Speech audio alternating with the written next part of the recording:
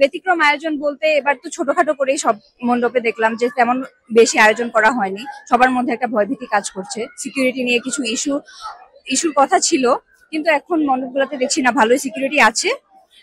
আশা করছি যে সবকিছু ভালোই যাবে। আমার নতুন বিয়ে হয়েছে, 2 মাস হলো।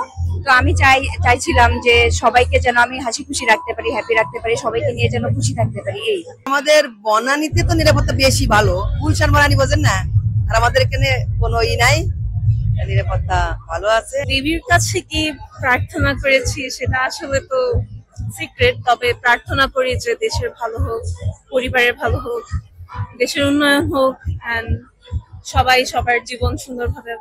গত বছর থেকে এবছর মানুষের সমাগম আরো বেড়ে গিয়েছে, এছাড়া সিকিউরিটি আরো অনেক ইনক্রিজ করেছে। আর দেবীর কাছে এই প্রার্থনা করেছি যে যাতে আমরা সবাই ভালো থাকি, সবাইকে নিয়ে ভালোভাবে থাকতে পারি, আর সবার নতুন বছর পূজা আরো সবার জীবনে আনন্দ বয়ে নিয়ে আসুক, এগুলোই দেবীর কাছে প্রার্থনা করেছি।